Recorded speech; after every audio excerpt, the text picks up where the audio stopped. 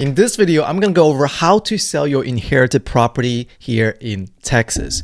Here are three options that we can go over, and I think method number 2 is one of the best methods if you want to have a speedy sale and make sure you get the most out of your home sale. So let's go over that together. Before we get started, my name is William Zhang. I am the founder of TexasProbateProcess.com. If you want to understand the Texas probate process, whether you just inherited a home, whether you're going through the probate process, or you want to, even before you get to the probate process, check out TexasProbateProcess.com, where we match you with the proper attorney, give you recommendations on how to list your home for sale, and understand the whole Texas probate process. Let's get started. There are three ways to sell your home. The first one is through MLS listings, another one is a cash sale, and the third one is through auctions. And I'm going to be honest with you, if you want to get the full price, whether the property is in a really good condition, where you want to get the full value out of your inherited home, here in Texas, you need to check out the MLS listing. Okay, MLS listing is the best way to sell your home to get the full value. So you can see the highest sales price is usually through MLS listing. So there are trade-offs if you want to sell your probate home through the MLS process. And that is that you will get on the market. And if your home is not really in a move-in ready condition, or that if you want money fast, if you want to get out of the sale fast, this is not the best method for you. But this is the best way to get full value from your listing. If your home is in a really move-in ready, pristine condition, that's well maintained, in a very well desired neighborhood, I recommend going through this method because you will get the highest sales price and net the most profit from it. Okay?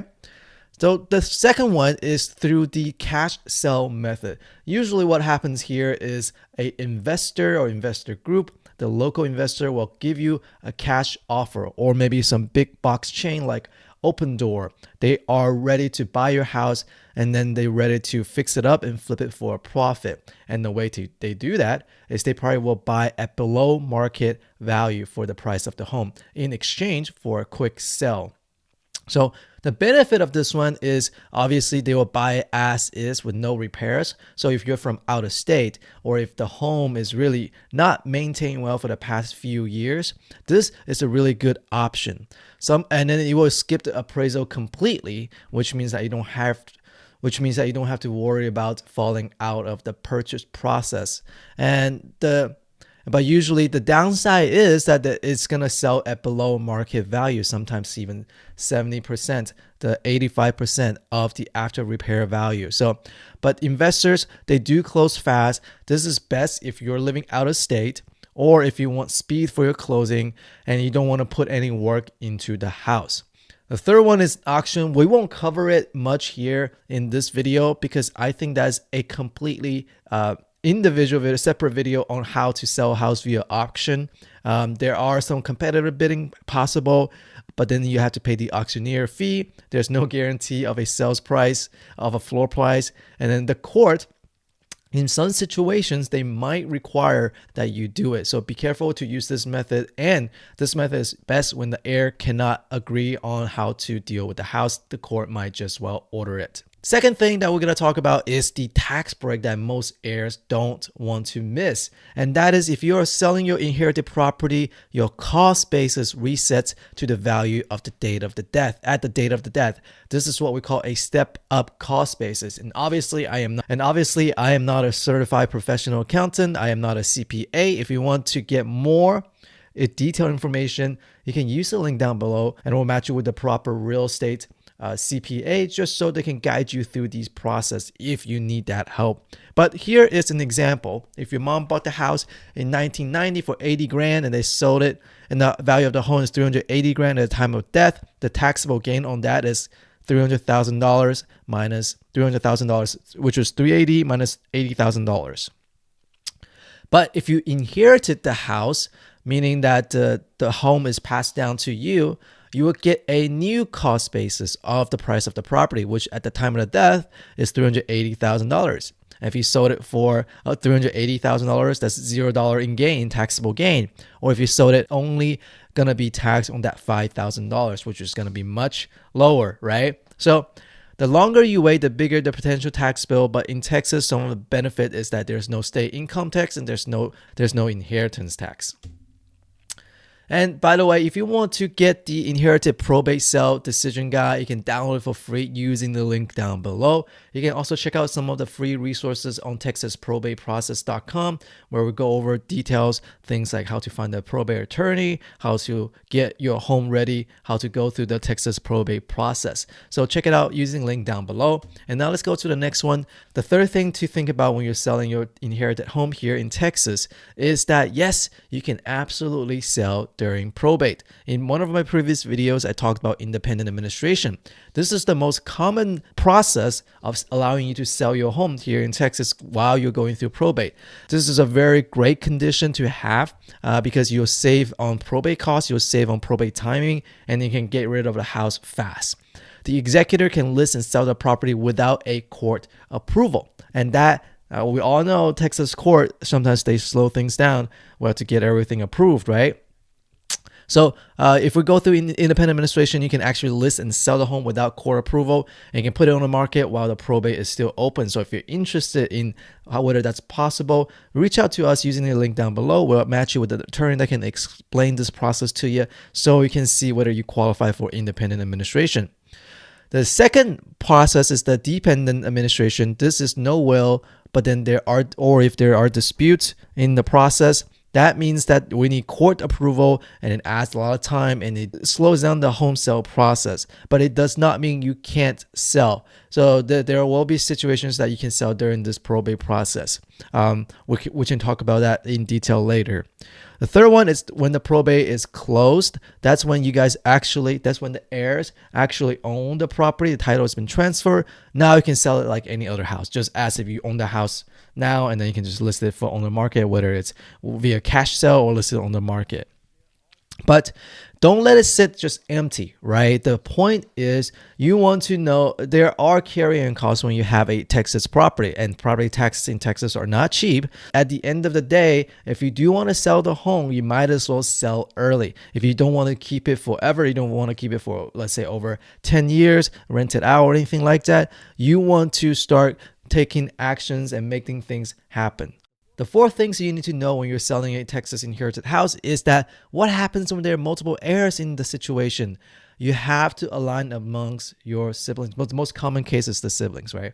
Let's say your brother and sisters, they might have a disagreement on what they want to do with the house. One of them might want to rent it out. One of them might want to keep it. One of them might want to say they want to move into it and live in it, right? It really depends how you guys want to handle the property. So the challenge when you have multiple heirs on the property is that there are going to be misalignments between the heirs and between siblings and disagreements. And because all of the heirs with ownership interests must agree to sell, must align on what to do with the property, with one person holding out, you'll stall everything. And that situation really sucks. And I got to tell you, that's not uncommon, especially during a contentious probate process. Some of the ways to resolve that is, one, you can go through mediations. You have a neutral third party with a mediator. It's lower costs because having a lawyer involved with everything is just going to cost you way more money. So this is the best outcome. Second one is that one heir buys out the others at fair market value, or the other heirs buy out that one that's holding out at a fair market value, so you guys can resolve it and then have an aligned decision for the rest of the group. The third one is a partition suit, the last resort. This is the court forces a sale. It's very expensive. Nobody really wants this process, right? You don't want to go through this because the court might order it in a way that doesn't benefit, like for example, go through auction might not be the best process to get the most value or even get the fastest closing, okay? So one of the pro tip I do want to give you at this stage is that you want to get a professional appraisal early. It's the same number, so there's less emotion at the pricing debate. There's not going to be a situation where John says this house is worth $500,000, but then Sarah thinks that this one is actually worth $700,000, and they disagree on how much the buyout price is, and having a disagreement on how much they should list the house price as. So that is what's usually hold back a lot of people during this process.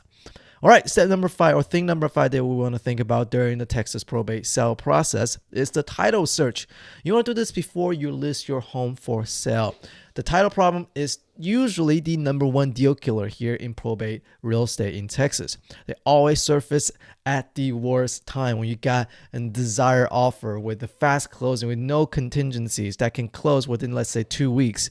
But then at this prime, we start doing the title search. You see that there are some unknown heirs. So we don't know if grandma who passed the house to you had a family across the town, or grandpa had a family across the town, right? The unknown heirs is the previously unknown heir service with a legal claim on the property. Or that there's unresolved liens. For example, you guys installed solar, but didn't really pay off the solar panels. Or that you guys had a vendor that came over, let's say a contractor, they fixed up the bathroom, but then you guys forgot to pay all the debt, or they forgot to release the lien. This old liens and from contractors or from the IRS even, they never got cleared, and that could really slow down the sales process. Or that the third one is that missing documents. This is quite common as well, is that the deeds were never properly recorded from the previous generation. Let's say your mom got the property, she passed away, but she got it from her mom, which is your grandma. Grandma didn't really record the deed because it was staying within the family, so the title never really got transferred to your mom. But now the mom passed away, you think the house belongs to you now, but no, house still belongs to grandma, and now that's just going to be a longer process of getting the deeds recorded correctly so that you can have actual full complete ownership on the property. The fix to get rid of this title search issue is that run a preliminary title search before you list the home, not after you get an offer. And most of the time, you can actually, real estate professionals like me, or that we can find you here at texasprobateprocess.com, where we can connect you with a title company that can run these sort of preliminary title search for you before you actually get your deal on the market, so that they can give you a fast disclosure whether this could be an issue, okay? And as I mentioned before, if you want the free inherited probate sale decision guide, you can use the link down below. It includes things like a pre-sale checklist, the title, insurance, taxes, and everything you need to verify before you list your home. You can download for free using the link down below. Thing number 6 when you're selling your Texas probate home that you have to know is that here's what you expect what you should expect in terms of timeline when you're selling your homes different ways. If it's like a cash sale, you don't have to go onto the market. You can have a investor, they come in, they take a look at the property and they give you an offer on the home. If they like the house, they can close within 2 to 4 weeks. And usually they sell it as is with no appraisal and no financing contingencies.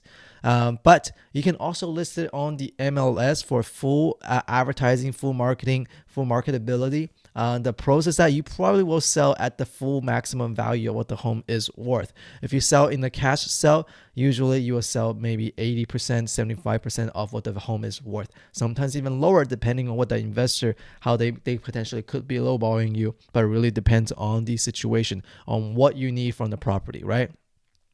For the MLS listings, when you do list this way, you do have to consider you have to pay the transaction fee for the real estate brokerages involved, and you got to list it for usually 60 to 90 days before you get an offer. And then usually if you receive an offer, that's a mortgage offer where they have to go through financing. That's another 30 to 45 days. So that's another extra 45 days that you got to think about. But there are situations where you list it on the MLS, and then it takes like a week or so, and then after it sits on the market for a week or so, you receive a cash offer, which also can go back to the 2 to 4 week close, which is super fast. So I think there is no wrong decision, really just a right decision for you and your family on how you want to handle these probate process, these properties.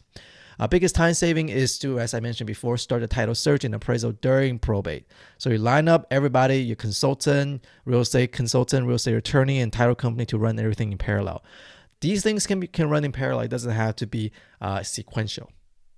And then the last thing you want to know, this is what you need to, and the last thing you want to know when you're selling your Texas probate home, your inherited property here in Texas, is your power as the executor. If you need help selling an inherited property or knowing what to do with your inherited property, you can reach out to us at texasprobateprocess.com, and we'll connect you with the right attorney, get you connected to the right real estate professional that can help you through this whole arduous, this complicated, sometimes demanding process. And you can use the link down below and download some of the free resources that we have on the site. And thank you for watching.